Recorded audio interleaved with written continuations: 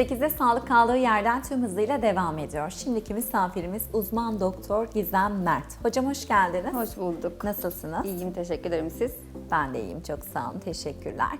Hocam ilk soru olarak fibroblast kök hücre uygulaması nedir? Fibroblast kök hücre uygulamasından önce size fibroblast kök hücrenin ne olduğunu anlatmak istiyorum. Evet. Fibroblast kök hücre, vücudumuzun bağ dokusunun diğer hücreye dönüşebilme potansiyeli yüksek olan temel öncül hücrelerdir. Cilt, saç, kıkırdak, kemiklerde bulunan bağ dokumuzun birim adıdır. Ancak ben ciltle ilgili olarak konuşmak istiyorum. Cildimizin sağlıklı görünümü, dinginliği, parlaklığı, bunları sağlayan elastin, kolajen ve hyaluronik asit gibi molekülleri sentezler. Fibroblast kök hücre uygulaması, kişinin kendinden alınan dokunun kişinin ihtiyaç olan bölgesine tekrar uygulama işlemidir. Peki bu uygulama nasıl yapılır hocam? Fibroblast kök hücre elde etmek için birçok yöntem vardır. Ben günlük hayatımda, pratiğimde kulak arkasından 2,5 milimlik bir doku parçasını alıp ya özel bıçaklarla, mikrolazer bıçaklarla fibroblastlar canlılığını kaybetmeden alınır ve hastaya tekrar aynı seansa tekrar uygularız. Ya da Sağlık Bakanlığı onaylı özelleştirilmiş laboratuvarlara gönderip ortalama 30-60 gün süre sonrasında tekrar bize gönderilir ve hastaya aynı şekilde yine ihtiyaç olan bölgeye uygulama yaparız. Gizem hocam, bu fibroblast kök hücre tam olarak ne işe yarar? Fibroblast kök hücre aslında amaç sorun çözmektir. Biz yaşlandıkça ya da cildimiz alışkanlıklarımıza, hayat koşullarımıza, güneşe maruz kaldıkça birçok faktöre maruz kalıyoruz çünkü. Maruz kaldıkça fibroblastlarımız aktivitelerini yitirmeye başlar. Yavaş yavaş azalır. Bu da 20'li yaşlarımızın ortalarından itibaren etkinliği bitmeye başlar.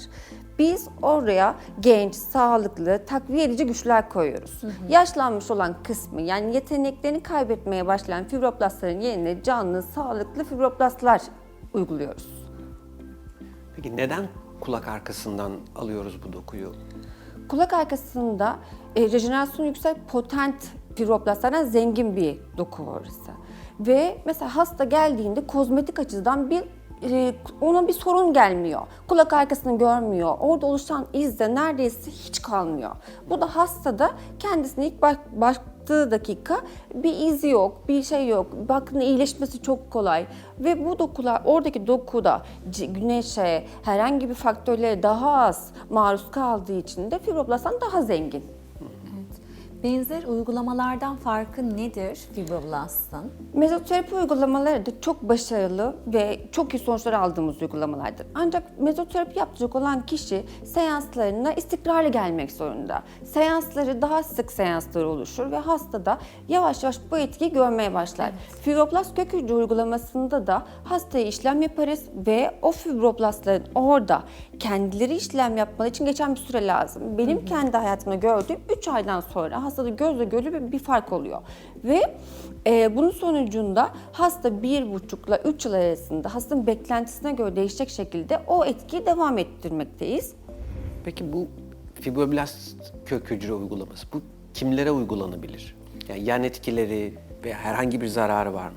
Fibroblast kök hücre uygulaması hayattaki bütün faktörler bizi etkileyen cildimizi, kendi hayatımızdaki bütün faktörleri bir kenara koyup hasta 20 küsur yaşından sonra genelde 20 ortalarında olmaya başlıyor. Karşımıza geliyor. Diyor ki doktor hanım cildim bir önceki göre daha az parlak, hiç parlamıyor ya da sarkmaya başladı. Ben önceden böyle değildim diyen bütün herkes uygulanabilir. Ne için uyguluyorum diye sorarsanız kırışıkları olan, sarkmaları olan, ciltte akne ve skar izleri olan bütün hastaları uygulayabiliyoruz. Peki uygulama sonrasında dikkat edilmesi gereken ya da uygulama yapıldığı gün itibariyle ne kadar günde kişi normal hayatına dönebiliyor? Bu fibroblast kök hücre uygulamasında da iğneyle, çok ince iğnelerle yüze giriş yaptığımız için orada her işlemde olabileceği gibi bütün kızarıklık olur, morarıklık olur, lokal yaralanmak ama bunlar hiçbir kalıcı değildir. Çünkü her işlemde de bunlar karşımıza çıkıyor. O yüzden diğer işlemlerden farklı olabilecek hiçbir etkisi yok. Peki uygulamayı yaptık. Sonuçları ne zaman görmeye başlarız? Şimdi oraya yeni olan fibroblastlara birazcık zaman tanımamız lazım. Onlar o dokuda ki adaptasyon olması lazım. Oraya alışacaklar, orada bir tür elastin kolajen ve hyaluronik asit salgılayabilecek yetenekleri kazanacaklar. Onu kazandıktan sonrasında ortalama 3 ay içinde hastalarımızda o gözle görülür derece bir değişiklik görüyoruz. Etki süresi de 1,5-3 yıla kadar devam ediyor. Tek seans yeterli midir fibroblasta? Birçok faktör aslında etkiliyor. Bana göre tek seans yeterlidir. Ama hastanın beklentisi, iyi beslenmiyordur, kendine hiç dikkat etmiyordur, kötü alışkanlıkları vardır. Ancak bu hastaya karşılıklı konuşuyoruz. Bu sana yeterli mi? Bundan memnun musun? Eğer hastanın beklentisini karşılayamadıysak ya da hasta o işlemden o beklentiyi yeterli almadıysa o zaman tekrar edebiliyoruz. Sık tekrar edilmesinde hiçbir yan etkisi yok. Hiçbir şekilde Hiçbir etkisi riski yok. Yani bana iyi geldi. 3 ay sonra geldim yaptırdım. 2 ay sonra gittim yaptırdım. Buradan alınan kök hücrem ne kadar yetiyorsa hepsini kullanabiliyoruz tamamen. Bir de zaten Kişiye. hastalarımda da ortalama şu an %65'inde tek seans hastalarımın beklentisini karşıladı. Memnuniyet oranı Evet. o kadar yüksek, çok güzel. Saç ekimine ikame bir işlem midir? Yani saça saç dökülmesine önüne geçer mi? Tedavi amaçlı kullanılabilir mi yine aynı Kesinlikle şekilde? ikame bir işlem değildir. Sadece destekleriz. Orada da bir bağ dokusundaki o fibroblastlar bağ dokusunda var. Evet. Oradakiler de yeterli görevi yapamadığı için yavaş yavaş onlar da yaşlandığı için orada beslediğimiz saçlar beslenemiyor. Biz saç ekimi ayrı bir uzmanlık. Biz onlara sadece destekleyici tedavi olarak yapıyoruz. O zemini besleriz. Saç ekimi saçın canlı ve daha iyi, kaliteli sonuç almayı sağlamış oluruz. Kişi şehir dışından ya da yurt dışından size geldi.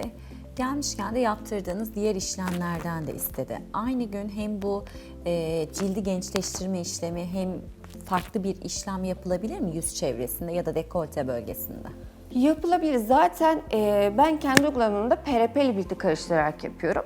Bayağı yoğun bir miktar ürün elimize geçmiş oluyor. Zaten cildimize, dekolte bölgemize, boynumuza her yere yetebilecek olan bir ürünümüz olmuş oluyor elimizde. Peki fibroblast kök hücre uygulamasında süre ne kadar hocam? Yani kişi geldiğinde ne kadar zaman ayırması lazım bu işlem için? Biz kulak O arkasında kulak arkasından alıyoruz dediniz. Ne Evet. kadar bir zamanda maksimum Bunu tüm almış olur, bu yüze, hizmet. boyna, hatta saçında problem varsa maksimum süremiz 20 dakika falan en fazla. Peki ön hazırlığı ne kadar? Ön hazırlığı 5 dakika falan sürüyor. Steril oluyoruz çünkü orada. Sonuçta oradan bir parça aldığımız için orada enfeksiyon kapsamasını istiyoruz. Her şekilde koşulları steril hazırlanıyor. Steril setlerimizi hazırlıyoruz. Hastanın işlemini alıyoruz. Özel bıçaklarla onu en saf haline ama canlılığını kaybetmeyen en saf haline getirip hastayı direkt mezoterapi yaparmış gibi işlem yapmaya başlıyoruz. Yani 25 dakika 30 dakikada Maksimum. cilt gençleştirme işlemimiz Evet. tamamlanmış oluyor. Zaten benim uyguladığımda PRP ile uygulamayı daha çok tercih ediyorum. Çünkü hastada mesela ilk 3 ayda yine bir beklentisi oluyor hastalarımız. Hani ben o parlaklığımı hemen alayım diye bekliyorlar. PRP de zaten burada ona destek oluyor. İlk onun o beklediği o süreci parlaklığı. Zaten hastalarımın birinci hafta kontrollerini çok önemsiyorum. Kulak arkalarındaki iyileşmeyi de görmek Kontrolü için. oluyor yani bunun. Evet, ben kontrol etmeyi tercih ediyorum. Çünkü o bir hafta sonra hasta ona ne kadar iyi bakabilmiş. Hani kulak arkasındaki iyileşmesi ne boyutta onu görüyorum. Bu sayede cildinin, mesela benim ilk fark ettiğim şey cildinin daha ölü sarısı ya da nasıl desem, hani o parlaklığını kaybettiğimiz zaman böyle mat bir sarı renge gelir. Onda PRP'nin desteğini görmüş oluyorum. Parıl pırıl böyle daha pembemsi bir renk olmaya başlıyorlar. 2,5-3 ay oldu hastamın tekniğine en yakın yaptığımı söyleyeyim size. Onda da yüzündeki hafif liftingi, böyle çekmeleri ve o canlı görüntüsü ki gözlerindeki o canlı görüntüsü de bir gözüküyor. Yani yüzündeki direkt bakınca hastaya bayağı bir etkilediğini görmüş oluyorum. O yüzden başarı şansı bende %65. Evet. Peki bu anladığım kadarıyla çok agresif bir işlem değil. Kulak Değil. arkasından yapılıyor. O zaman mevsimi yok diyebilir miyiz Evet, fibroblastın? diyebiliriz. Kadın Mevsimi yok. erkek ayrımı var mıdır yok mudur? Ya da başarı oranının ayrımı var mıdır? Kadın ve erkek ayrımı yok. Yani hastanın erkek de olsa, kadın da olsa ben kendimden memnun değilim diyen herkes için yapılacak bir. Erkekler daha çok saç ekimi için bize kök hücre için danışıyorlar. Yani daha çok yüzlerinden daha çok saç bölgelerini yapıyoruz. O zaman da zaten saça daha yakın olan saç folüküllerini kapsayan kök hücre alıp saça enjeksiyon yapıyoruz. Evet. Peki şu grup hastaya veya şunun kişilere yapmamak lazımdır gibi bir durum söz Kanser konusu mu? tedavisi olan, otoimmün hastalığı olan gebeler, hamileler ya da emziren hastalara yapmayı tercih etmiyoruz. Ağzınıza sağlık. Çok Biz keyifli bir teşekkür ederiz. sohbetimiz. Teşekkür Sağ ederim. olun. Evet, bugün 8'de Sağlık'ta misafirimiz uzman doktor Gizem Mert idi. Kendisiyle fibroblast kök hücre hakkında detaylı sohbet ettik. Kendisine teşekkür ettik. 8'de Sağlık tüm hızıyla kaldığı yerden devam ediyor.